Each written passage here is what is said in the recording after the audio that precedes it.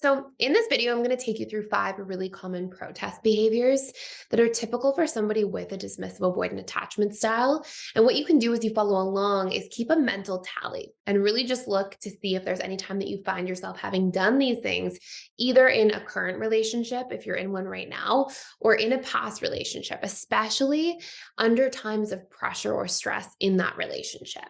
And you can think of these things as being like your coping skill, the ways that you would cope, but that sometimes have negative side effects or other potential negatives that come by using these coping skills.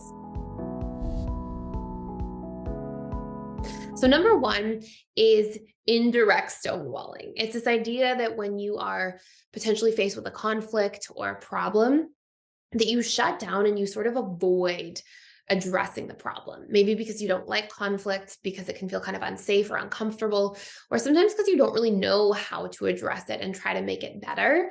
And so you avoid, sort of as a way of avoiding the discomfort or vulnerability associated with having to open up and talk about these different things. Number two is active stonewalling. And this can be when you're feeling frustrated or triggered. It's not that you're just avoiding and kind of shutting down, but sometimes you are shutting somebody out. And you may find yourself trying to make a point by speaking with silence. It's like you're trying to show somebody that they're upset and that they're not doing things properly by icing them out, shutting off, and sort of dismissing them in that kind of way to show that they have affected you. And, while this is something that people can engage in at times from all different attachment styles, it's definitely something we see with dismissive avoidance the most. And it tends to actually be a really common coping mechanism for them because dismissive avoidants often communicate more through their actions than they do through their words, where you may see other attachment styles communicate more through their words by letting somebody know what they're upset about. Dismissive avoidants tend to show somebody when they're upset a little more frequently. Number three is sometimes flaw finding when you start feeling too close to somebody. In other words, you may find that you start really focusing in on the negative qualities that they have and use these negative focuses on a partner or a loved one as a way to justify pushing them away. Now, you have to be really focused in to really notice this one, but you may find quite frequently that you highlight the person's flaws, you think a lot about their flaws, you become critical about their flaws. And again, the more you do this, the more you sort of create distance.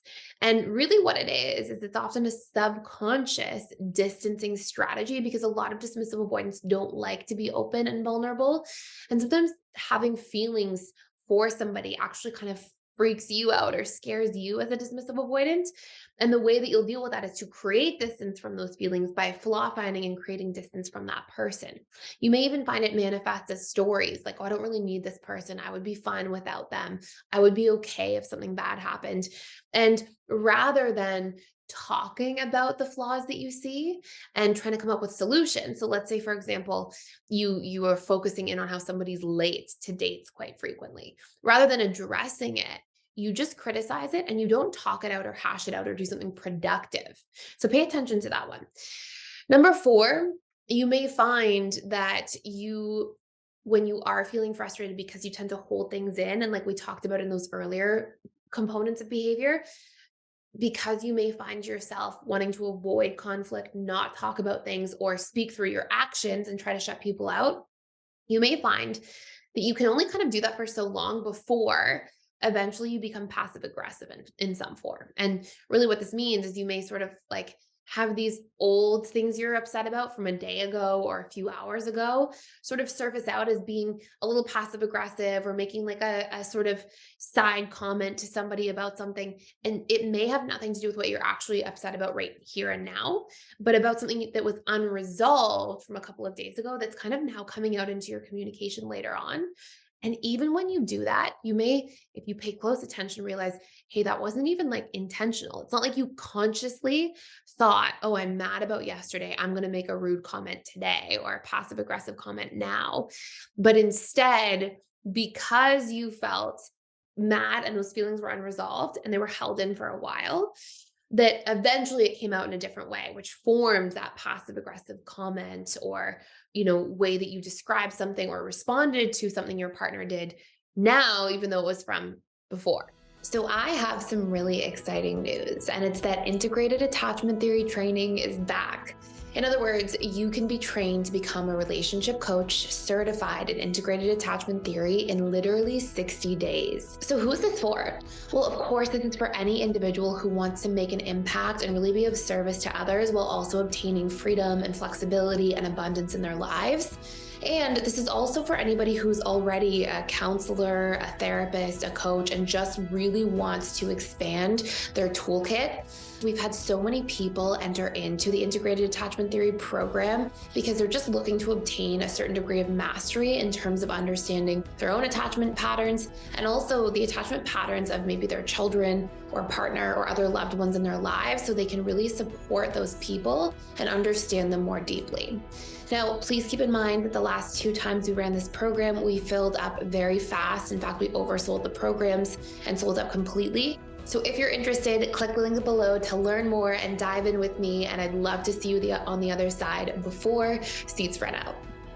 And number 5, you may find yourself getting into a frame of comparing the current person you're dating to past exes or to how they should be instead. Sometimes even in like an imagined version of reality. So even sometimes, comparing to like how the perfect partner would act that you're going to find in the future, or how your ex acted in that situation. And your current partner that you're dating shouldn't be acting this way because your ex acted differently. And so sometimes we call this like the phantom X. And sometimes it's this idea that the dismissive avoidant, again, as a subconscious distancing strategy, will focus in on somebody from the past and compare them to somebody they're dating in the present, or the imagined version of somebody in the future that you're comparing to somebody in the present. And again, use this as a way to look at kind of their flaws. It sort of goes hand in hand with that flaw finding piece we were discussing earlier. And the last thing I'll say is, this isn't necessarily like a coping mechanism or behavior, but one other thing about dismissive avoidance is that dismissive avoidants are often so much more sensitive to criticism than somebody would ever know because they don't really show their feelings too much, right? You won't outwardly show somebody that something affected you because, again, it feels uncomfortable even giving that amount of vulnerability to a partner for them to know that about you. So, as we went through these, if you got a tally of these few different behaviors, and if you saw yourself resonating with some of the ones we talked about in here, I'm not too surprised. This tends to be pretty textbook behavior of the dismissive avoidant. But what I want you to understand is that there's different ways of showing up in this area. So, you're basically responding to things this way when you don't have a better way to meet needs underneath. So if you paid close attention, if your needs were being met by your partner overall, you wouldn't usually have to resort to those behaviors that are all different forms of protective mechanisms. So what are the big needs that these are related to as a dismissive avoidant? Well, number 1, dismissive avoidants really, if you pay close attention, value safety in relationships. They want to feel like they are safe. And number 2, that they are comfortable. Dismissive avoidants tend to feel a lot of the time quite easily like they're kind of walking on eggshells with other people.